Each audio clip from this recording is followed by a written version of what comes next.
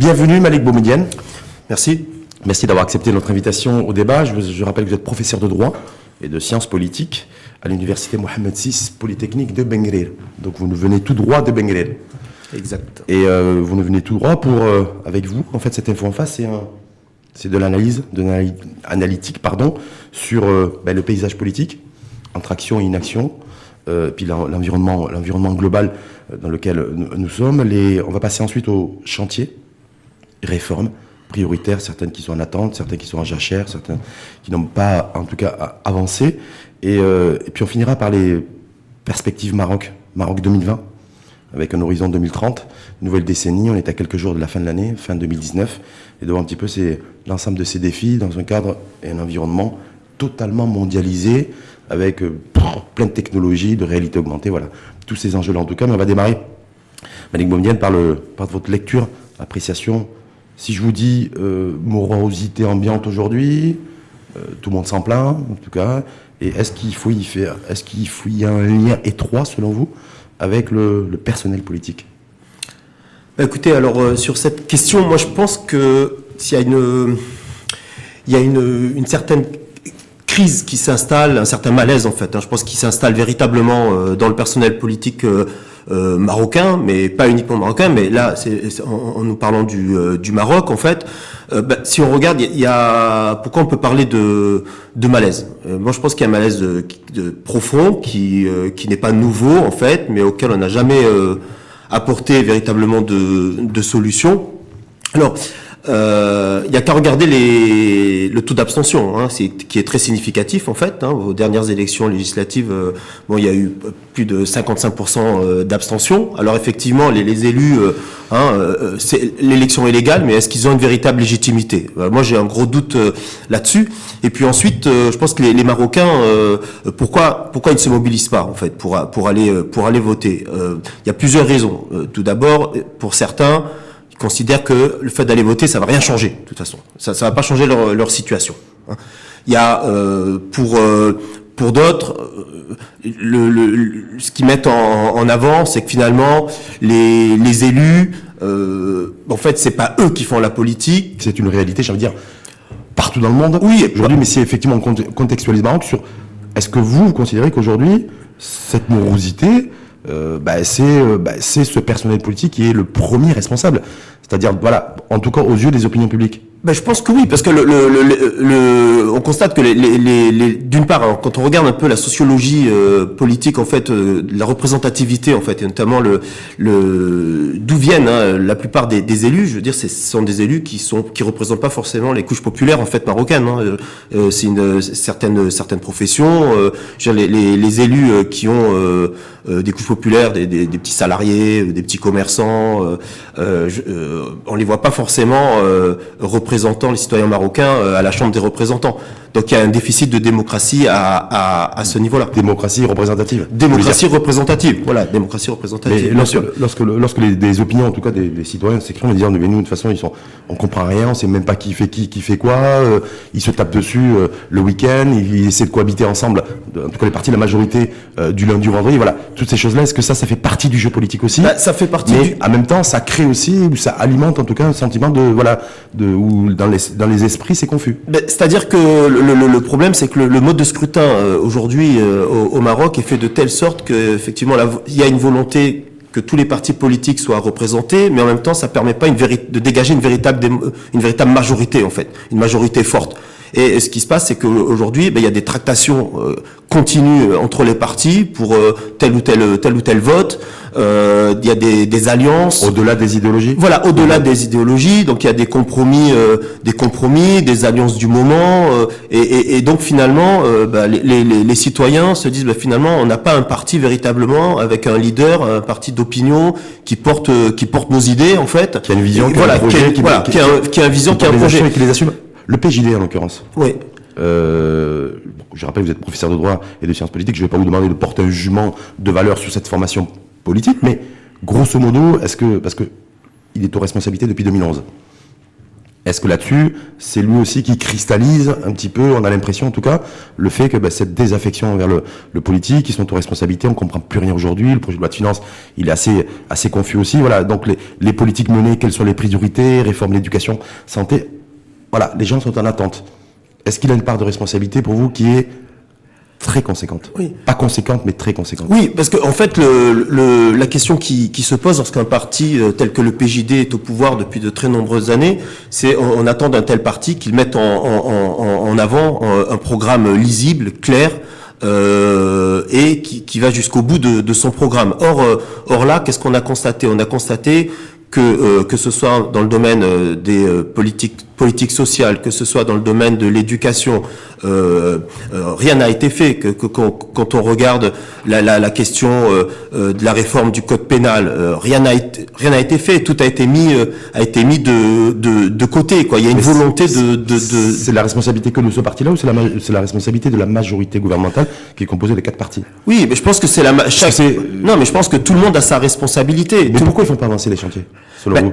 Mais je pense qu'il faut pas avancer. Est-ce que c'est un blocage idéologique? Est-ce que c'est se dire, bon, il y a 2021 qui arrive, moi je vais pas endosser la responsabilité de réformer le code pénal, par exemple, et d'abroger ces dispositifs juridiques là pour favoriser les libertés individuelles? J'ai pas envie d'endosser ça politiquement. Ouais. Est-ce que c'est ça? Est-ce que c'est la conséquence des choix?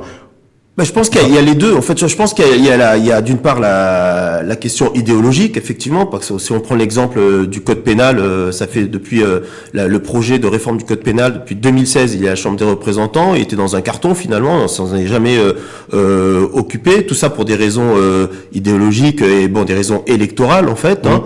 Et c'est d'abord idéologique. Ouais, c'est d'abord idéologique, évidemment, c'est d'abord idéologique. Et ensuite, en même temps, c'est cette incapacité de gouverner parce qu'il n'y a pas de majorité et il n'y a pas de majorité forte. Et ensuite, il y a effectivement une question, il y a la question, je pense, en fait, de compétences, de biens publics, de recherche de l'intérêt général, quoi. Parce qu'à un moment, qui est absent du logiciel, ou oui, qui est complètement absent du logiciel, parce qu'à un moment, on peut pas faire des choix pour le Maroc. Concernant par exemple le code pénal, rapidement, mais quand on prend le code pénal, quand on voit que dans ce code pénal, il y a des dispositions en fait qui finalement ne correspondent pas du tout à la vie actuelle des Marocains, à la société actuelle de marocaine actuelle. Je veux dire, on peut pas la société marocaine, si vous voulez, aujourd'hui, c'est pas la société d'il y a 50 ans, et la société d'aujourd'hui, ce sera pas la société dans 20 ans. Donc aujourd'hui, par exemple, pour ce qui s'est passé, par exemple, concernant cette journaliste qui a fait l'objet d'une arrestation, ça pose un véritable problème. Les différents articles, mais justement là-dessus, quand les formations politiques, toutes les formations politiques, oui. Quasiment PJD, Mouvement Populaire, en tout cas celles qui sont responsabilités, RNI, qui est pas non plus très clair là-dessus, avancent le fait qu'au sein même des partis, en interne, ils sont divisés. Oui. Voilà, ils sont divisés parce que ils sont pas tous d'accord sur effectivement est-ce qu'on légifère sur les libertés individuelles et que certaines dispositions juridiques on les retient. Oui. Voilà, vers l'assouplissement en fait du code pénal, en interne les partis ne sont pas d'accord. Oui, d'accord, mais ça peut être une bonne chose qu'il y ait du débat dans les partis. C'est tant mieux qu'il y ait du débat dans les partis. Hein. C'est un bon signe. Mais ensuite, à un moment, il faut acter, il faut prendre des décisions. Et à un moment, il faut qu'il y ait un leader qui prenne la décision, qui endosse la responsabilité de dire notre parti, nous, eh bien, effectivement, on va abroger certaines dispositions du code pénal pour des raisons de liberté publique, pour des raisons d'avancer en fait dans l'histoire pour correspondre aux besoins de la société. Et on peut pas choisir le statu quo pour faire plaisir dans tel ou tel, pour faire plaisir au sein du parti à tel leader dans le parti pour obtenir parce qu'on vise tel poste dans telle circonscription. Voilà, on peut pas faire des logiques, on peut pas faire des logiques personnelles, on ne peut pas poursuivre des intérêts personnels et mettre l'intérêt général de côté, parce que là, ce qui prime pour effectivement à la fin, c'est l'intérêt général. Et donc c'est le Maroc dans son ensemble. En fait. Est-ce que l'intérêt général aussi, aux yeux de certains partis, certains leaders de partis, c'est de préserver aussi les valeurs de tradition, des valeurs familiales aussi de la société marocaine, et que du coup, effectivement, au-delà de la prise de risque électorale de légiférer concernant la réforme du code pénal, c'est se dire aussi, j'ai pas envie, moi, politiquement et électoralement, que si je sois tenu pour responsable de... Oui, mais le fait qu'il y ait des leaders qui souhaitent défendre les traditions, la culture marocaine, très bien, ça c'est entendable. Mais on peut très bien en même temps être attaché à ses valeurs, attaché à ses traditions, et en même temps vivre dans le monde actuel et qui est une législation qui répondent aux attentes pour des femmes, aux attentes des jeunes. Je pense que c'est ça le fait d'avancer. Et moi, on pourrait même citer Victor Hugo, qui dit on ne peut rien faire contre une idée qui avance, face à une idée qui avance. Et là, il y a certaines idées qui avancent dans le Maroc. On ne peut rien faire face à une société qui avance aussi. Voilà, oui, face à une société qui avance, face à certaines idées, les idées portées par la société. Et là, actuellement, effectivement, il y a des questions de droits des femmes, questions sur lesquelles on va revenir aussi, parce qu'il y a sur les chantiers de réforme. Justement, ça nous donne l'occasion de faire la transition, Malik Boumediene, sur les chantiers réformes en stand-by, en jachère, peu importe, sur depuis un certain nombre d'années. On a l'impression, vous avez fait référence tout à l'heure au code pénal, qui effectivement depuis 2015-2016 est dans un tiroir du Parlement, réforme de l'État, de l'administration aussi. Il y a des projets de loi, il y a une présentation d'ailleurs qui doit être faite une fois de plus par le ministre, mais on a du mal. Réforme du budget, on a du mal. Réforme de la caisse de compensation, on en parle, mais on a du mal. Réforme des territoires aussi, régionalisation avancée.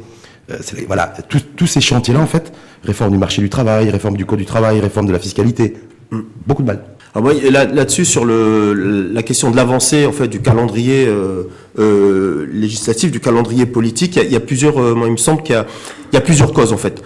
Une des causes, une des causes, c'est effectivement, il y a la question quand même du mode du scrutin qui permet pas de dégager de majorité forte, donc ça bloque au niveau des chambres du Parlement, puisque il y a plusieurs partis politiques, il faut des alliances, donc ça bloque dans l'avancée du vote. Ensuite, moi je me pose la question, peut-être j'ai lancé un pavé dans la mare, j'en sais rien, mais je me pose la question, est-ce qu'il faut véritablement deux chambres? Je sais pas, parce qu'il y a des pays où il n'y a qu'une seule chambre, et effectivement ça permet à la législation d'avancer rapidement. Là on est en train de faire des navettes, chambre des représentants, chambre des conseillers, chambre des représentants pour des amendements, on perd énormément de temps. La question aussi, la deuxième piste, c'est ne faut-il pas réduire le nombre de députés, voilà, est-ce qu'on a vraiment besoin de plus de 390, 95, mais est-ce qu'on a vraiment besoin d'autant de représentants pour légiférer? Moi, je ne sais pas, je pose la question. C'est-à-dire, après avoir réduit le nombre de ministres dans le gouvernement qui a été remanié, oui. 23, donc pour vous, la première simplification aussi, c'est de réduire aussi le nombre d'élus de la nation qui siège à la première chambre. Oui, je pense que ce serait, oui, parce que c'est un gage d'efficacité, parce que je pense pas que la logique de fonctionnement des partis au sein de l'Assemblée ne répond pas, si vous voulez, il y a un chef de groupe en fait, et vous avez tout le monde qui suit le chef. Si le chef de groupe dit qu'il faut voter, tout le monde vote. Il n'y a pas forcément beaucoup de discussions en fait, d'accord. Donc que ce soit, on appelle ça la discipline parlementaire. C'est la discipline parlementaire, c'est la discipline de groupe. Généralement, il y a même un règlement intérieur dans le groupe pour dire voilà. Donc qu'on soit 390, 395 ou qu'on soit 250, je pense pas que ça va changer beaucoup de choses et il y aura pas plus de débats, moins de débats qu'aujourd'hui. Et c'est pas parce qu'on est à 395 qu'on va beaucoup plus parler. Et beaucoup plus de dynamique et d'efficacité sur la politique publique selon vous. Voilà, oui, je pense. Et sur les autres grands chantiers de budget, territoire, réforme du budget, bon, je sais que vous êtes politologue, mais on n'avance pas là-dessus. Il y a plein de choses qui avaient été prévues, d'avoir aussi ne serait-ce que le projet de loi de finances qu'on ait une visibilité sur 3 ans. Oui. Il y a un projet de loi, ça se matérialise pas, ça s'est pas fait sur la régionalisation avancée. Oui. Alors là, concernant par exemple la régionalisation avancée, bon là c'est vrai qu'il y a une dynamique quand même qui se met en place, puisque effectivement la Constitution de 2011 pousse dans ce sens. Sa Majesté effectivement régulièrement dans ses discours met en avant l'importance de cette régionalisation avancée qui répond à des besoins. C'est la volonté de se rapprocher des citoyens, d'être plus proche des besoins des citoyens, de leurs attentes. des élus plus proches également, des collectivités territoriales qui sont autonomes avec une fiscalité, des élus et avec des ressources financières propres. Voilà. Aussi, Alors ça avance parce qu'il y a effectivement, il y a eu en 2015 le vote de la loi organique sur la région. En 2018, il y a eu la charte de la déconcentration qui permet, et là c'est très intéressant parce que ça permet les transferts en fait. Voilà, le transfert de compétences du pouvoir central vers effectivement les administrations locales est très important. Je pense que le Wali et les gouverneurs, avec la nouvelle charte de déconcentration, ont un rôle très important qui est très clair en fait. C'est que le Wali, par exemple, n'est plus simplement le représentant de l'État au niveau local. Dans la charte de la déconcentration, il est bien précisé qu'il supervise la mise en œuvre, il supervise la mise en œuvre des politiques publiques. C'est-à-dire que le chef de la région sera le président de région. Voilà, c'est le chef, le représentant de l'État pour les politiques publiques qui sont développées par l'État au niveau central, c'est le Wali qui sera chargé d'assurer, de veiller à ce que les politiques publiques définies par l'État soit bien décliné au niveau local. C'est lui qui va être responsable. Et donc ça, je pense que c'est une bonne chose parce que le Wali représente l'État. Il est nommé directement par Sa Majesté. Donc il a une haute conception de l'intérêt général. Et ça, c'est une très bonne chose. Et je pense même qu'il faut accroître davantage encore ses pouvoirs pour faire en sorte véritablement que les politiques publiques au Maroc s'appliquent concrètement pour les citoyens. Les recommandations, juste rapidement aussi sur la régionalisation avancée et les défis challenge, c'est qu'on a une hyper concentration aussi des régions riches. C'est-à-dire 3 régions, c'est quasiment la moitié du PIB national. Et en même temps, voilà, il y a des régions qui sont beaucoup plus pauvres, en tout cas qui ont beaucoup moins de sous et moins d'argent. On fait comment? Est-ce que là aussi, voilà, pour pas qu'il y ait de cette injustice territoriale et ce déséquilibre territorial? Oui, je pense que le développement local. Oui, mais je pense que de toute façon, quelles que soient les régions, elles sont situées au Maroc, donc il doit y avoir une solidarité. Alors la loi organique de 2015 sur les régions prévoit en fait une solidarité en fait entre les régions. Il y a un fonds de péréquation qui a été mis en place et qui permet en fait de rééquilibrer. Les régions pauvres vont pouvoir bénéficier en fait de certaines recettes afin qu'il n'y ait pas de déséquilibre entre les régions public. Voilà, d'argent public. Voilà, oui, d'argent public. Sont reversés via la TVA, des mécanismes de redistribution. Mais ok, d'accord, qu'il y ait de l'argent des dotations de financement qui soient déconcentrées de Rabat dans les différentes régions, c'est une chose, mais le développement local en est une autre, à mon avis. Donc il va falloir, je crois d'ailleurs, ça a fait l'objet d'un discours réel, c'est de trouver des financements, faire en sorte de créer de la richesse sur son propre territoire. Oui. Donc là, est-ce qu'on a les hommes pour? Est-ce qu'il faut avoir ça avait été en débat aussi, des technocrates dans les assemblées régionales, des hommes de dossier, avec des logiques économiques lorsqu'ils sont dans l'éco, des logiques sociales lorsqu'ils sont sur le champ social, et voilà, et une nouvelle élite aux responsabilités. Je pense, pour que ça matche, pour que ça fonctionne. Oui, je pense qu'il faut. L'élu reste effectivement, de par l'élection, le représentant des citoyens. Mais après, je pense que quelquefois, c'est vrai qu'on peut se poser la question est-ce qu'il ne faut pas un gouvernement local, de technocrates, de personnes compétentes sur des dossiers clairs, capables de décliner des dossiers rapidement, en fait. Ça peut être une piste, effectivement. C'est pour éviter, si vous voulez, un moment, pour éviter les débats, les négociations, les logiques politiques. Les responsabilités diluées, surtout. Voilà, effectivement. Surtout à ce niveau. Voilà, c'est ça. C'est également, effectivement, souvent d'échapper à sa responsabilité. À un moment, lorsqu'une personne, un technicien, en fait, des politiques publiques met en œuvre, en fait, on sait clairement, en fait, on visualise qui est responsable de la mise en œuvre. Alors qu'aujourd'hui, il y a une volonté au niveau politique, en tous les cas, c'est assez obscur. Il y a une volonté de diluer cette responsabilité. On ne sait pas qui est responsable. En fait, tout le monde est responsable de quoi? Vous avez aujourd'hui ce qui fait débat et au sein de toute la société marocaine. Là, du coup, c'est l'éducation, le classement qui a été rendu public par l'OCDE, PISA sur l'école et sur l'éducation. Quand vous dites voilà, il faut clairement aussi décliner des politiques publiques, c'est les politiques publiques aussi éducatives. Il y a des agences régionales qui ont été mises en place avec le recrutement aussi d'enseignants. Ça se fait parfois un peu dans la difficulté aussi pour certains par rapport au nouveau statut.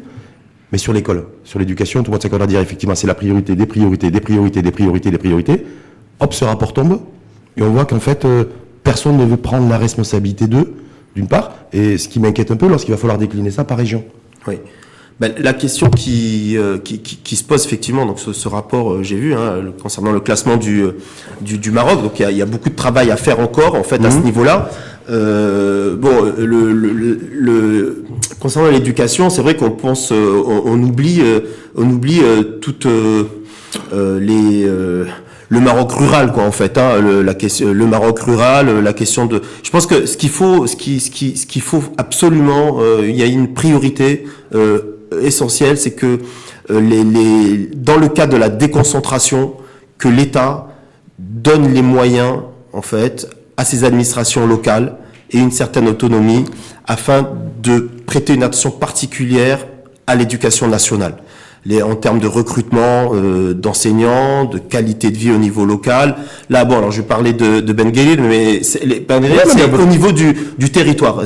Voilà, au niveau de région Marrakech. Voilà, région de Marrakech. Ouais. Voilà, donc effectivement, la question de l'éducation et de la vitalité des territoires ruraux. Vous avez une décision qui est forte, qui est un moment de créer un pôle d'excellence de formation, par exemple, qui va attirer avec des nouvelles pédagogies, parce qu'il faut savoir qu'au sein de l'université UM6P, donc à la faculté de gouvernance, nous avons des chercheurs là qui mènent un programme sur l'éducation au Maroc.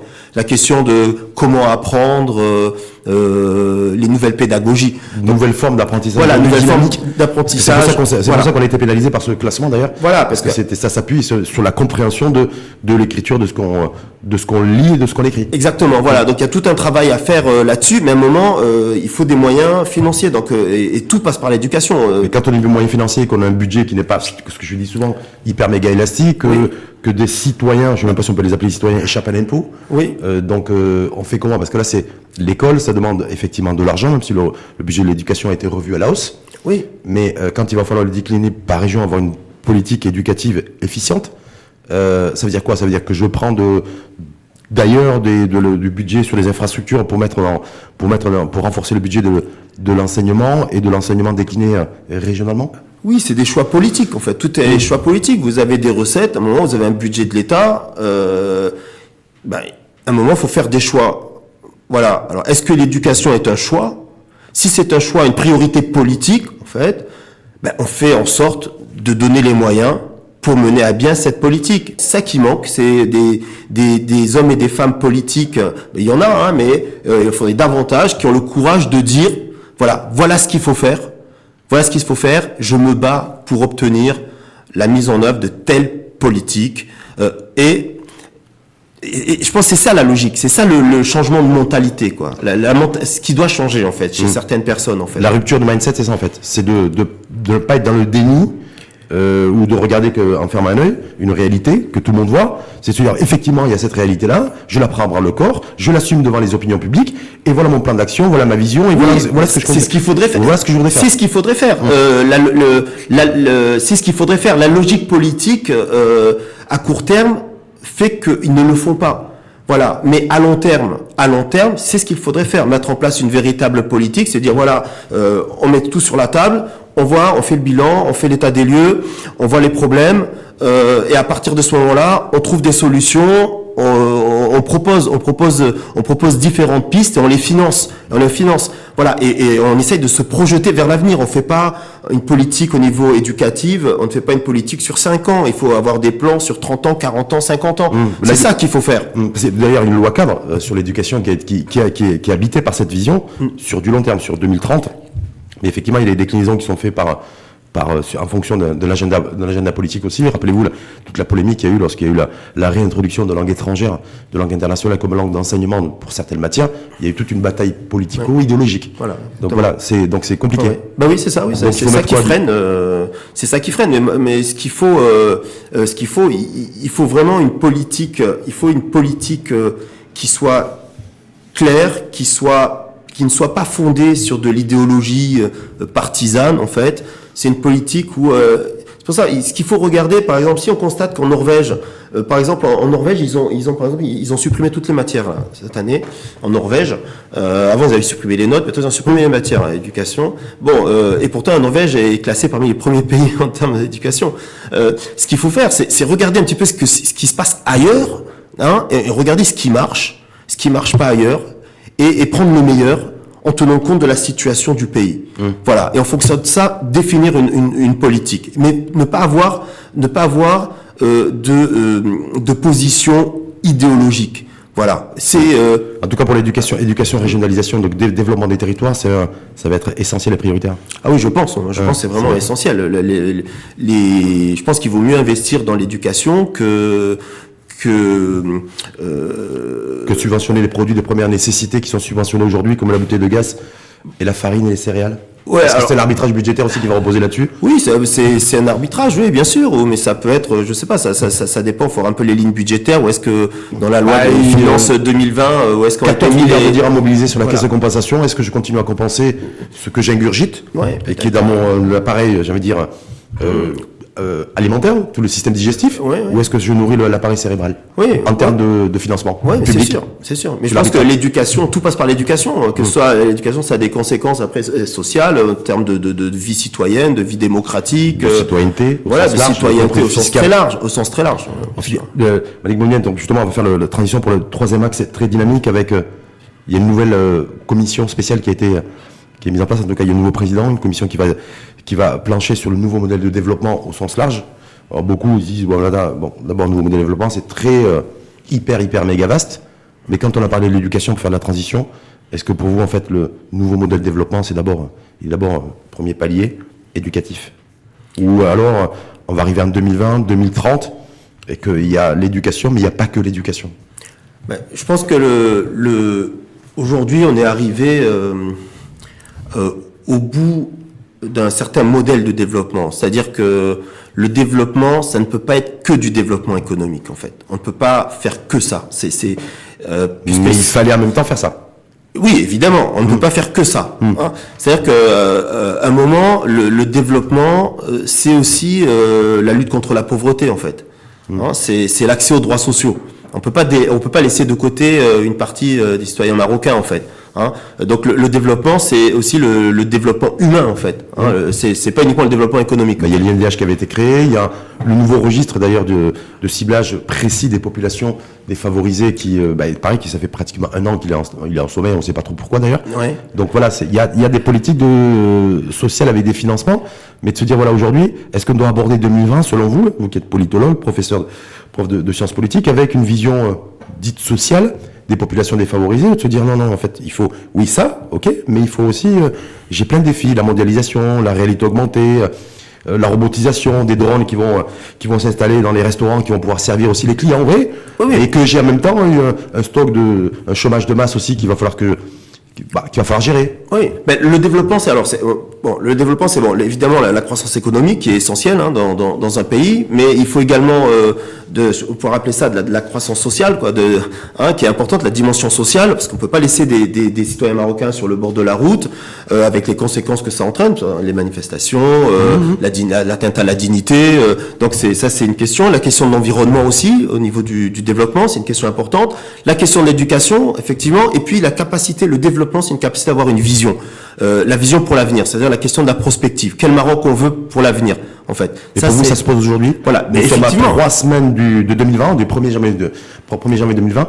Est-ce que vous, au-delà de la symbolique 2020, il y a une échéance pour vous qui est capitale là, pour le personnel politique, pour les politiques, pour les décideurs, de se dire voilà, ce nouveau Maroc, il faut le lancer, l'initier à partir de 2020. Oui, parce que quel Maroc on veut, en fait. La question, elle est là. C'est quel Maroc on veut. Est-ce qu'on veut un Maroc, en fait, ouvert, un Maroc qui vit dans le cadre de la mondialisation, un Maroc de tolérance, qui vit avec son temps, porté vers l'avenir, les nouvelles technologies, les nouvelles gouvernances, tout en respectant ses traditions, tout en étant attaché à ses traditions, ou est-ce qu'on veut un Maroc fermé sur lui-même, effectivement, recroquevillé sur lui-même, où l'idéologie domine, ou un Maroc archaïque.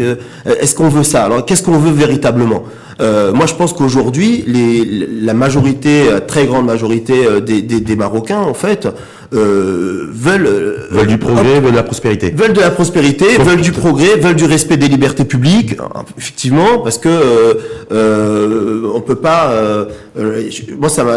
Bon, la question du droit. Là, on voit bien avec ce qui s'est passé quand on voit, par exemple, le code pénal, la réforme du code pénal, où vous avez ce code pénal où, par exemple, on est encore en train de pénaliser en fait l'avortement, les relations hors mariage, l'adultère. Bon, je veux dire, à un moment, la question qui se pose, c'est que on est en 2019 quand même. On est en 2019. Est-ce que ces dispositions ne doivent pas être abrogé en fait, abrogé ou assoupli dans ce ou assoupli pour l'avortement, assoupli, mais pour les relations, voilà, pour certaines assoupli, pour d'autres abrogé, d'accord, mais parce que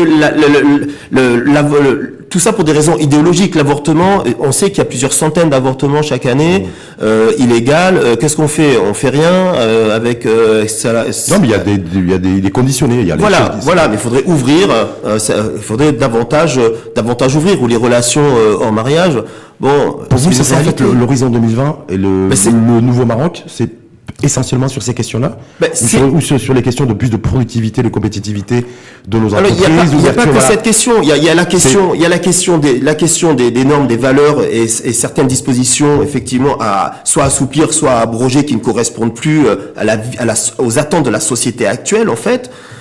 Et en même temps, il y a des enjeux internationaux avec la question, avec l'Afrique, la place du Maroc en Afrique. Aujourd'hui, on sait que les Russes, les Chinois sont en Afrique, investissent en Afrique, achètent des terres en Afrique et sont en train de se positionner. Le Maroc, effectivement, a toute sa place, pays africain, se mobilise fortement et a un rôle important à jouer dans cette dimension-là. Sa Majesté le Roi l'a très clairement dit à plusieurs reprises que la place du Maroc est en Afrique. Le Maroc est un pays africain et c'est pour cela qu'il faut aller dans ce sens-là. Et moi, je pense que l'avenir du monde, de toute façon, est en Afrique. Aller dans ce sens-là de manière tête baissée, ou de se dire aussi notre premier partenaire aussi, et qui est à quelques dizaines de kilomètres, c'est l'Europe. Oui. Et se dire aussi, il y a aussi de gros enjeux aujourd'hui qui se passent au niveau du Pacifique, où les Américains, d'ailleurs, les États-Unis et l'Amérique ont renforcé leur position. Voilà, parce que le monde, c'est à la fois très vaste, et c'est à la fois un village. Donc voilà, est-ce que dans un environnement mondialisé à partir de 2020, c'est important aussi de redéfinir les priorités géographiques? Je pense qu'aujourd'hui, en fait, le Maroc doit, les relations internationales sont ce qu'elles sont, des rapports de force, des intérêts communs à un moment donné, en fait. Et donc aujourd'hui, il faut être en capacité de dire que le Maroc soit en capacité de dire c'est donnant-donnant, en fait. Voilà. Faut plus d'égalité dans les relations internationales. Sur le win-win. Oui, et en intégrant l'Afrique, effectivement, c'est renforcé. Le Maroc se renforce et sera davantage en capacité de négocier. Ça veut dire quoi, Malik Beni? Ça veut dire qu'en fait, on a parfaitement compris aussi que les nouveaux enjeux territoriaux, c'est les rapports de force continentaux, avec des blocs régionaux très forts. Oui, c'est ça en fait le monde qui est en train de se dessiner. Je pense en tous les cas pour concernant les intérêts du Maroc, effectivement, c'est de s'intégrer à l'Afrique, de se développer avec l'Afrique et d'être plus fort et être en capacité, par là, de négocier avec d'autres continents, soit avec l'Europe, les pays européens, avec les États-Unis, parce que, quoi que l'on dise, les relations internationales, ce sont d'abord des rapports de force.